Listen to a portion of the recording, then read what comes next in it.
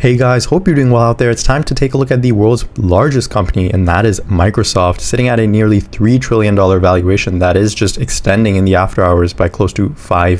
Microsoft reported their Q3 results, came in basically in line, a solid quarter, and nothing ground shattering, but I think that is what you actually pay up for over at Microsoft. The consistency and steadiness of this business is just frankly really astounding. So we'll go through this most recent Q3. We'll also take a look at Q4 outlook that Microsoft provides on the conference call. So had to wait a little bit for that. Also take a look at the different business segments and the all-important Azure and cloud business over at Microsoft. And lastly, we'll take a look at it from a technical perspective. This one really is in a well-defined uptrend, and it's, in my opinion, honestly quite simple to know when to step into shares of Microsoft. So we'll dive into all of that and more. As always, if you are new to the channel and find this type of content valuable, be sure to hit that like and subscribe button below. It would be much appreciated.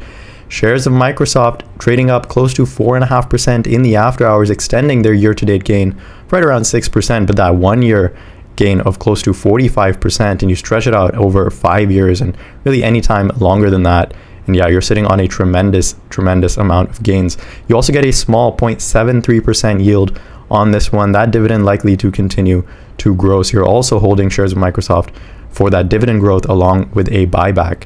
Now, Q3 revenues came in at $61.9 billion. That was good for 17% growth year over year. Boy, it's just astounding to see these mega caps continue to grow at these double-digit rates. We just took a look at Google growing north of 15%. We saw Facebook growing in the double digits as well. And so these companies printing just tremendous amounts of revenues, continuing to grow that. That was also a nearly $1 billion beat on those top line revenues. Now, Q3 GAAP earnings came in at $2.94. Again, a beat on Wall Street estimates by roughly 11 cents.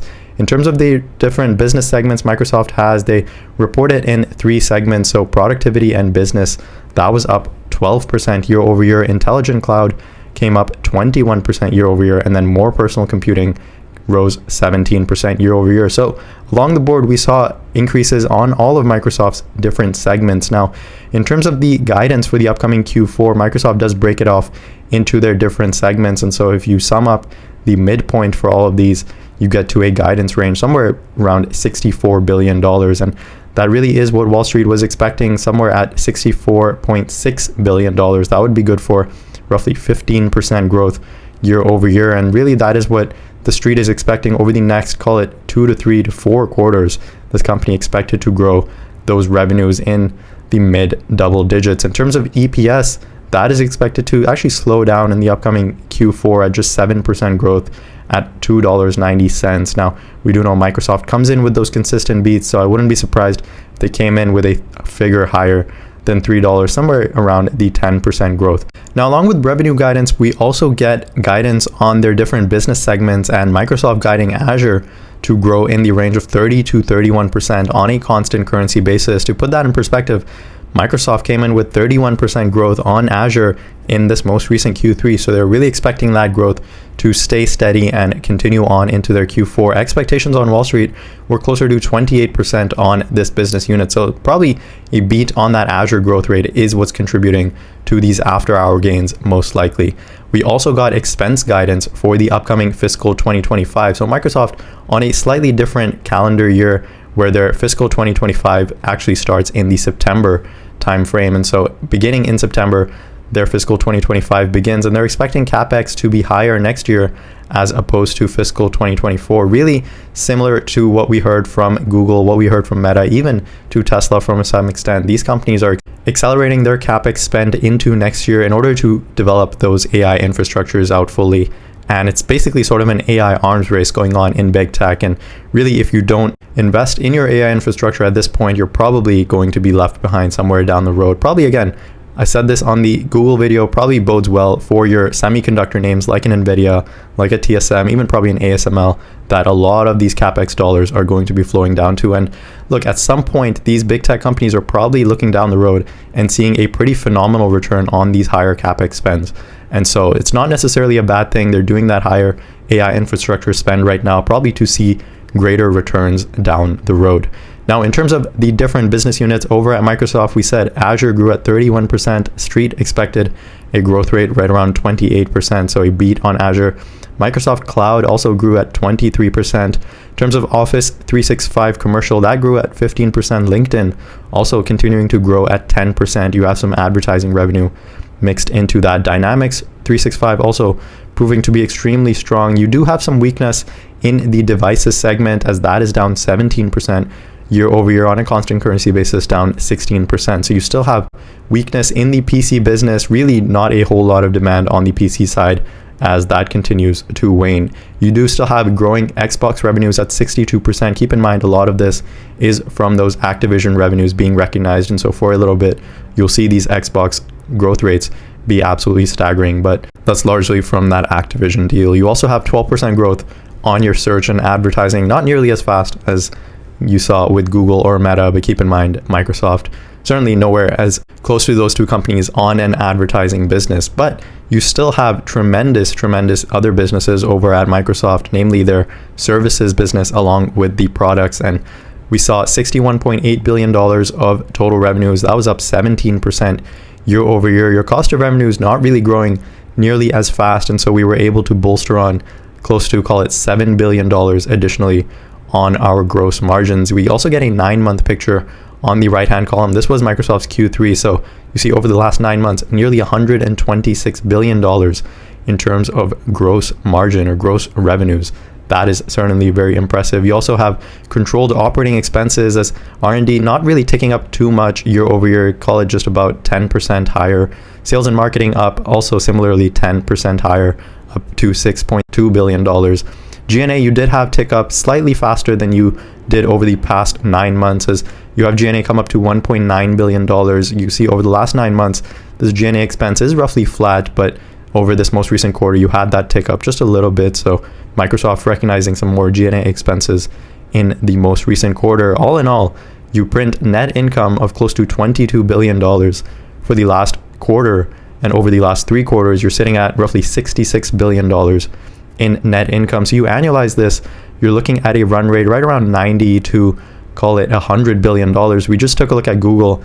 They're also on a similar run rate, call it 90 to $100 billion in bottom line net income. But you have a $3 trillion market cap with Microsoft. With Google, you're looking at right around a $2 trillion market cap. And so on a Google's valuation, you're probably paying closer to 30 to 35 times a forward earnings multiple. And that's for this year. Keep in mind, Microsoft's fiscal year ending somewhere in that September quarter. Now, from an EPS basis, you also have growing EPS to $2.94 a share, and those weighted shares outstanding are ticking down, as Microsoft does tend to do a little bit of a buyback every quarter. From a balance sheet perspective, nothing to be overly concerned about. Certainly the balance sheet doesn't look as good as it once used to with that Activision deal gone through. And so your cash and cash equivalents have dwindled down. Your short-term investments also come down over the last 6 months. But once you lap those comps from before the Activision deal, I think you'll get a better idea on how this company's balance sheet really is performing on a year-over-year basis. Still sitting on close to $80 billion in cash and short-term investments. That is balanced out by close to $20 billion in short-term debt, and additional $42.5 billion in long-term debt. But as we come down to the cash flows, we see this company is continuing to pay off that debt and actually has accelerated the pace of that debt repayment. You see over the last quarter, we paid off roughly, call it $5 to $6 billion in terms of debt. They did refinance some of that, but all in all, your debt is coming down pretty substantially. You see even over the last 6 months, they have accelerated that debt repayment. They're also continuing to buy back the stock, like we said, to the tune of $4.2 billion a quarter. That stock repurchase has slowed down. You see over the last year, bought back close to $13 billion worth of stock. Last year, you were sitting closer to $16.5 billion worth of stock buybacks. But with a slower stock repurchase program, you are getting accelerated dividends, as those dividends on a year-over-year basis continue to rise. This company, from a cash flow perspective, just prints an absolute boatload worth of operating cash flows, close to $32 billion.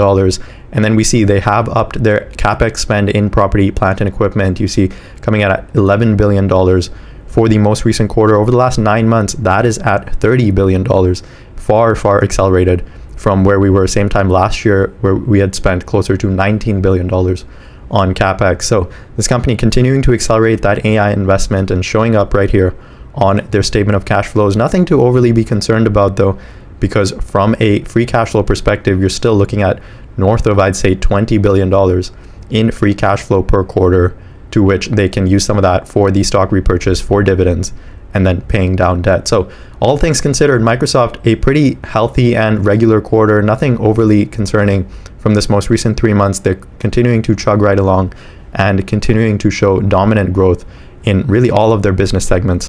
From a technical perspective, again, this one really is pretty simple to understand, has been locked in a steep uptrend, call it back to October 2022. Since then, it's basically you buy it at the lows, and rather than selling it, I'd say just hold it as it comes up closer to the higher end of the channel. Right now, sitting basically smack dab in the middle of the range. You can probably make a line right in the middle, and that should be your signal to hold off on adding more to your Microsoft position anytime the shares come closer to the middle of this range.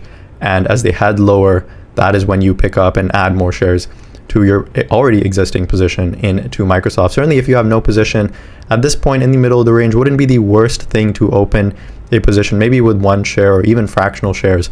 But certainly at this point, I wouldn't unload a full position. I would wait for deeper pullbacks like we've seen in this range over time.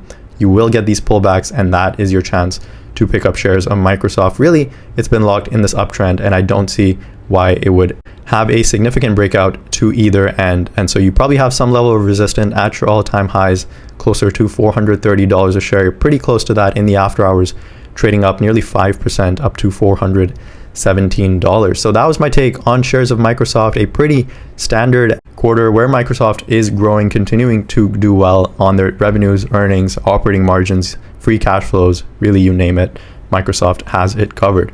Let me know your thoughts on this one in the comment section below. Wouldn't be overly excited to jump into shares at this point. Would wait for a deeper pullback, like we said, closer to the bottom end of the range. As always, thanks so much for listening, and I'll catch you guys in the next video.